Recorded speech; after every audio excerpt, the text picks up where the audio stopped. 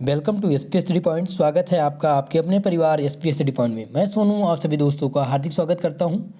दोस्तों, आज की इस क्लास में मैं डिस्कस करूंगा बीएससी फर्स्ट ईयर के फर्स्ट सेमेस्टर फिजिक्स पर, यानी कि मैथमेटिकल फिजिक्स और न्यूटोनियन मैकेनिक्स पर हम आज डिस्कशन करेंगे, जिस पर आज हम देखेंगे कि फिजिक्स की जो बुक है यानी सेमेस्टर फर्स्ट की जो बुक है उसको दो पार्ट में डिवाइड किया गया है, पार्ट ए और पार्ट बी। तो पार्ट ए में हमें क्या पढ़ना है और पार्ट बी में क्या पढ़ना है। काफ़ी लोग को ये दिक्कत है, क्या फिजिक्स में मैथमेटिकल और न्यूटोनियन मैकेनिक्स है या पार्ट एक ही है। तो आज इसी का डिस्कशन आज की इस क्लास में होगा। दोस्तों, आप लोग वीडियो को लाइक और शेयर कर दीजिए और इसी प्रकार के वीडियो देखने के लिए चैनल को सब्सक्राइब और बेल आइकन को भी प्रेस कर दीजिएगा, ताकि हमारी क्लास का नोटिफिकेशन आप तक प्राप्त होता रहे। आज की क्लास का डिस्कशन होगा इम्पॉर्टेंट क्वेश्चन। सबसे पहले तो हम सिलेबस पर डिस्कशन करेंगे। सिलेबस पर पहले हमने वीडियो बनाया था जब न्यू सिलेबस लागू हुआ था। तो आज ये न्यू एजुकेशन पॉलिसी के दौरान जो आपका सिलेबस चेंज हुआ था उसी के बारे में बात करेंगे। सबसे पहले आपको बता दें कि आपका एग्ज़ाम जो है वो काफ़ी यूनिवर्सिटी में ऑब्जेक्टिव हो रहा है, यानी कि एमसीक्यू हो रहा है और काफ़ी में रिटन हो रहा है। तो एसपी स्टडी पॉइंट पर आप लोगों की क्लास जो है वो दोनों मोड में चलाई जाएगी, यानी कि एमसीक्यू और रिटन। जैसा कि हमने केमिस्ट्री के मॉडल पेपर, इम्पॉर्टेंट क्वेश्चन और सिलेबस और एमसीक्यू के क्लासेस हो चुकी हैं, जो आपके यूट्यूब चैनल पर एसपी स्टडी पॉइंट पर मिल जाएंगे। टेलीग्राम चैनल ज्वाइन कर लीजिए, लिंक डिस्क्रिप्शन बॉक्स में मिल जाएगा, या आप टेलीग्राम पर सर्च करेंगे एसपी स्टडी चैनल फर्स्ट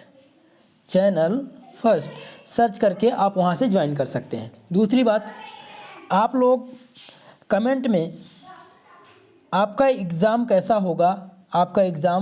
होगा ये सारी इंक्वायरी आप देते रहेंगे कि एमसीक्यू होगा या ऑब्जेक्टिव होगा।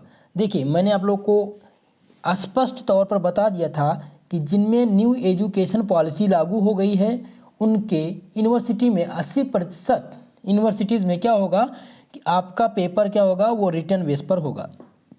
ठीक है, अधिकांश यूनिवर्सिटी अपना जो पेपर है पुराने पैटर्न पर करा रही हैं, एमसीक्यू करा रही हैं। उसके लिए आप लोग निश्चिंत रहिएगा, आप लोगों की क्लास दोनों मोड में चलाई जाएगी। ठीक है, चलिए स्टार्ट करते हैं टॉपिक की बात। और टॉपिक स्टार्ट करने से पहले एक बात मैं क्लियर कर दूं, आपका जो एग्ज़ाम पैटर्न है, आपका एग्ज़ाम पैटर्न जो है वो क्या होगा, वो रिटन होगा।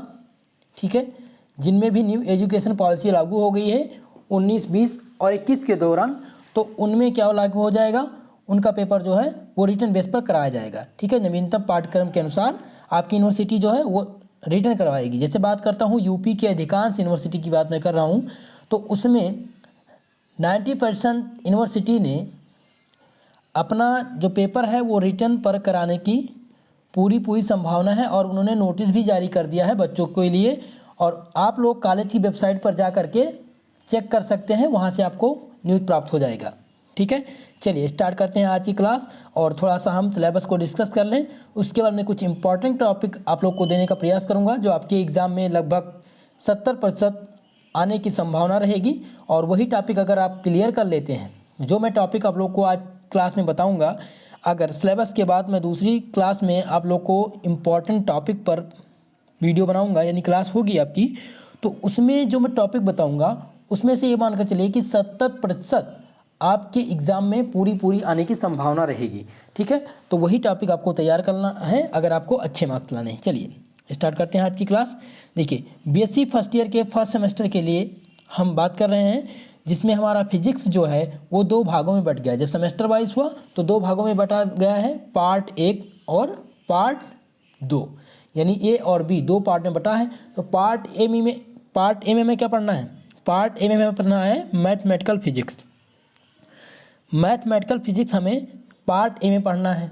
ठीक है, अब आपको वेक्टर अलजेब्रा जो आप मैथ में पढ़ते थे पहले पुराने सिलेबस के अनुसार अगर बात की जाए, तो आपका जो वेक्टर अलजेब्रा होता था, ये जो मैथ का पोर्शन था वो मैथ में दिया जाता था। ठीक है। लेकिन अब आप ये फिजिक्स में दे दिया गया है तो इसके लिए निश्चिंत रहिए। चलिए देखते हैं कि पार्ट ए में हमें पढ़ना क्या क्या है। देखिए पहली यूनिट में हमें क्या पढ़ना है, वेक्टर अलजेब्रा पढ़ना है। क्या पढ़ना है, वेक्टर अलजेब्रा, जिसमें हमें क्या पढ़ना होगा, coordinate, rotation, reflection, inversion, basis of difference, scalar quantities, scalar vector और substitution, position separation and displacement vector, यानी वेक्टर के बारे में पढ़ना है। वेक्टर अलजेब्रा आपको यूनिट फर्स्ट में पढ़ना है, ठीक है। इसमें मैं इंपॉर्टेंट आप लोग को दूसरी क्लास में बताऊंगा कि आपको कौन कौन से टॉपिक पढ़ने हैं जो एग्जाम में सबसे ज़्यादा आने की संभावना बनी रहती है। चलिए दूसरी यूनिट की बात की जाए तो दूसरी यूनिट में आपको पढ़ना क्या है, वेक्टर कैलकुलस पढ़ना है। क्या पढ़ना है, वेक्टर कैलकुलस पढ़ना है, जिसमें आपको क्या पढ़ना है, geometrical and physical interpretation of vector differentiation पढ़ना है, ठीक है। कर्ल वेक्टर, वेक्टर इंटीग्रल पढ़ना है, लाइन सरफेस पढ़ना है। ये सब हिंदी में आप लोग को मैं टेलीग्राम चैनल पर प्रोवाइड करा दूंगा, वहाँ से आप लोग को मिल जाएगा, ठीक है। तो जिसमें देखिए ग्रीन थ्योरम्स और हल्क यानी बोल्टमान, देखिए बोल्टमान जो है ये फिजिक्स का टॉपिक था और अब मैथ में भी दे दिया गया है, तो इसको आप लोगों को तैयार करना है। और ये चीज़ें मैं जितनी भी इम्पॉर्टेंट टॉपिक हैं वो मैं आपको बताऊंगा। चलिए अब थर्ड यूनिट की बात की जाए, थर्ड यूनिट में पढ़ना क्या है, आपको कोऑर्डिनेट सिस्टम पढ़ना है। कोऑर्डिनेट सिस्टम के बारे में थर्ड यूनिट में, फिजिक्स की बात मैं कर रहा हूँ, आप लोग मैथ में मत जाइएगा कि फिजिक्स का टॉपिक है, ठीक है। इसमें पढ़ना क्या है, 2D and 3D Cartesian, spherical and cylindrical coordinate system पढ़ना है। बेसिक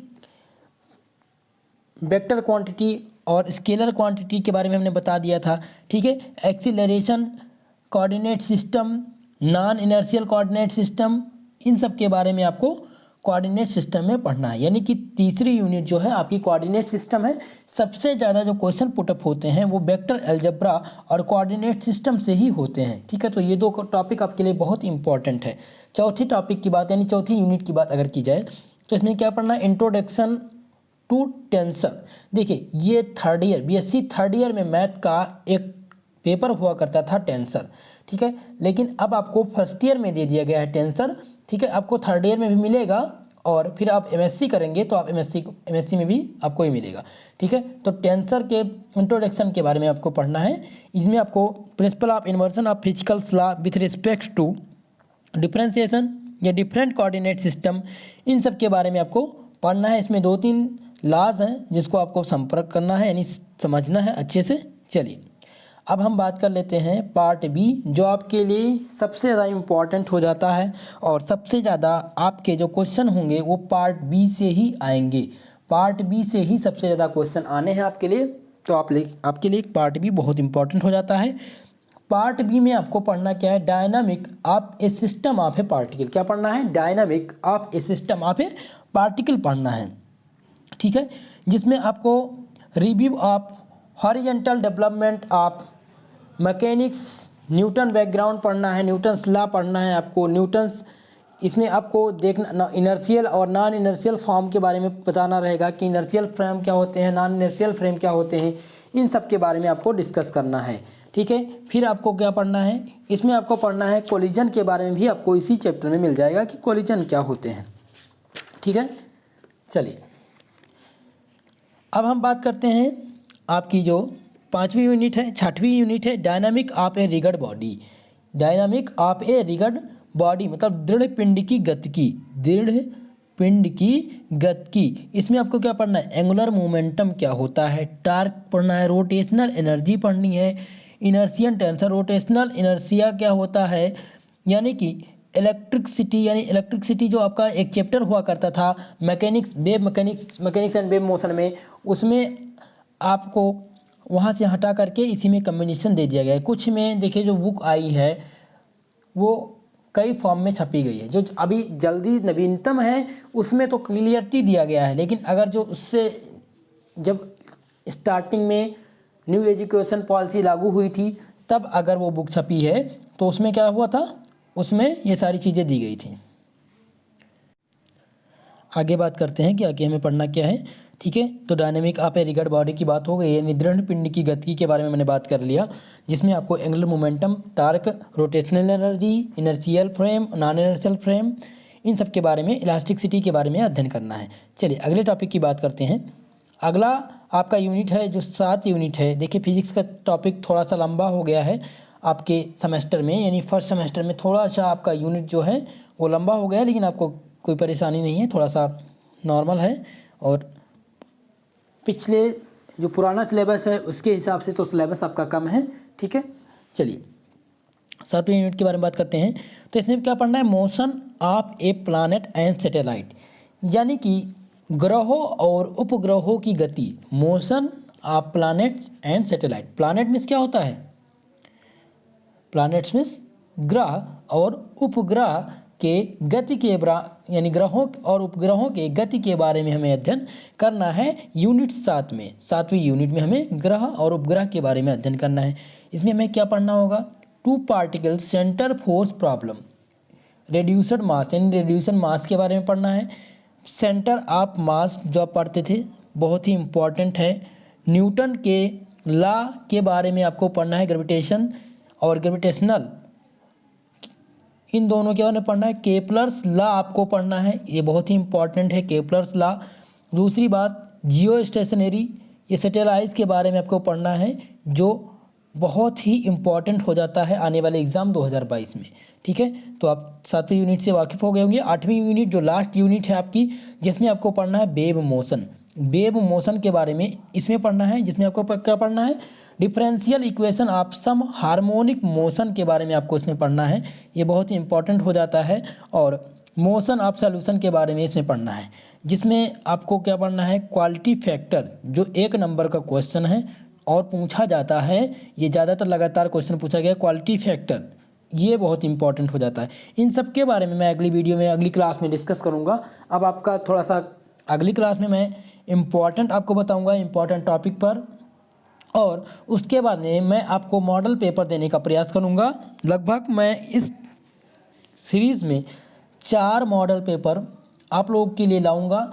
अगर आप वो चारों मॉडल पेपर तैयार कर ले जाते हैं तो आपका 80% मार्क्स उसी मॉडल पेपर से, यानी 80% क्वेश्चन उसी मॉडल पेपर से आएंगे, ठीक है। और आपके जो मार्क्स हैं यानी नंबर बढ़ने की संख्या आपकी बढ़ जाएगी, और आप लोग को मैं सॉल्व पेपर भी कराऊंगा, ठीक है। 2 मॉडल पेपर देने के बाद 2 साल पेपर, और फिर आपका 2 साल पेपर, यानी कि आपके एग्ज़ाम होने से पहले, आपका एग्ज़ाम जनवरी के फर्स्ट वीक में होगा, तब तक मैं आपको मॉडल पेपर दे करके कंप्लीट करा दूंगा। जो भी इम्पॉर्टेंट टॉपिक है उन सबको डिस्कशन हिंदी और इंग्लिश दोनों लैंग्वेज में कराऊंगा। देखिए जिनके लिए हिंदी और इंग्लिश के लिए दिक्कत है, कह रहे हैं सर जो नोट्स है वो हिंदी में, सर हिंदी में पढ़ाने का प्रयास करिए। बेटा आपको जो पेपर लिखना है ना, जो आपको लिखना है आंसर राइटिंग, वो आपको हिंदी में नहीं लिखना है, आप लोग ध्यान रखिएगा। आप लोग को इंग्लिश में ही लिखना है, आपको हिंदी में नहीं लिखना है, ठीक है। आपका जो आंसर राइटिंग होगा वो इंग्लिश में होगा। क्वेश्चन पेपर जो है वो दोनों लैंग्वेज में आएगा, हिंदी और इंग्लिश दोनों में दिया रहेगा, लेकिन आंसर आपको इंग्लिश में ही लिखना है। तो ज़्यादातर बेटर यही है कि तब तक आप इंग्लिश में ही लिखने का प्रयास करिए और इंग्लिश में ही लर्न करने का प्रयास करिए, तभी ही आगे आप अच्छे से लिख पाएंगे। अगर हिंदी की बात की जाए तो आप जब बीएससी नहीं किए थे, जब आप 12th में थे, तब आप हिंदी में पढ़ रहे थे। अभी आपका फर्स्ट ईयर है तो इसलिए थोड़ा सा प्रॉब्लम क्रिएट हो जाता है, ठीक है। तो हिंदी और इंग्लिश दोनों में समझाने का ज़रूर प्रयास करूँगा, लेकिन जो मैं ये कह रहा हूँ कि आप लोग बराबर इंग्लिश में ही पढ़िए, ठीक है। तो आपकी चौथी यूनिट वेव मोशन है, जिनमें आपको पढ़ना है differential equation of simple harmonic motion, जो आपको एग्ज़ाम जब होगा आपका क्वेश्चन पेपर में दिखने को मिल जाएगा। क्वालिटी फैक्टर भी आपको मिल जाएगा, ठीक है। इन सब के बारे में जो इंपॉर्टेंट क्वेश्चन है, differential equation of wave motion फिर पढ़ना है, ठीक है। Principle of superposition of wave, stationary wave, phase and group velocity, ये बहुत इंपॉर्टेंट है। फेज एंड ग्रुप वेलोसिटी बहुत ही इंपॉर्टेंट टॉपिक है, ठीक है। तो इसमें से जो कुछ भी है वो तैयार कर लीजिएगा। इस क्लास का मोटिव यही था कि आप लोग थोड़ा सा सिलेबस से रूबरू हो जाइए और जो कुछ टॉपिक है वो आप डिस्कस कर लीजिए, ठीक है। तो आज की इस क्लास में हमने सिलेबस डिस्कस कर लिया है। अगली क्लास में आपको इम्पॉर्टेंट क्वेश्चन बताया जाएगा, जो आपके एग्ज़ाम में आपको 70% मार्क्स देने का पूरा प्रयास करेगा हमारा ये वीडियो, ठीक है। तो आप लोग हमारी क्लास को प्रॉपरली रेगुलर जुड़े रहिए, और अगर वीडियो पसंद आया हो तो प्लीज़ वीडियो को लाइक कर दीजिए, और चैनल पर नए हैं चैनल को सब्सक्राइब कर लीजिए। अगली क्लास में हम आपको इम्पोर्टेंट क्वेश्चन देने का प्रयास करेंगे, और उसके बाद जो आपकी क्लास होगी उसमें मैं आपको इम्पोर्टेंट टॉपिक के साथ साथ मॉडल पेपर देने का प्रयास करूँगा, जिसमें आपके 70% मार्क्स उसी मॉडल पेपर से आएंगे, ये मेरी गारंटी है। ठीक है मित्रों, तो आप सभी लोग रेगुलर क्लास ज्वाइन करिए। क्लास नहीं हो पा रही थी, बस आपका यही बस प्रॉब्लम यही था कि एग्ज़ाम पैटर्न को लेकर कई दिक्कतें थी। तो एमसीक्यू के लिए एमसीक्यू क्लास चलाई जाएगी शाम को 4 बजे, और रिटर्न बेस पर क्लास आपकी डेली रात 9 बजे अपने टाइम पर होगी। ठीक है, 8 बजे रोज़ रात 8 बजे केमिस्ट्री की क्लास, 9 बजे फिजिक्स की क्लास होगी। ठीक है मित्रों, मिलते हैं किसी अगली वीडियो में, तब तक के लिए जय हिंद। बने रहिए हमारे साथ। एसपी स्टडी पॉइंट परिवार से जुड़ने के लिए आपका धन्यवाद, और आप सभी लोग अपनी राय कमेंट बॉक्स में ज़रूर दीजिएगा। जो भी आपके क्वेश्चन हैं वो कमेंट बॉक्स में दीजिएगा, मैं उसका आंसर देने का प्रयास करूँगा। ठीक है मित्रों, जय हिंद।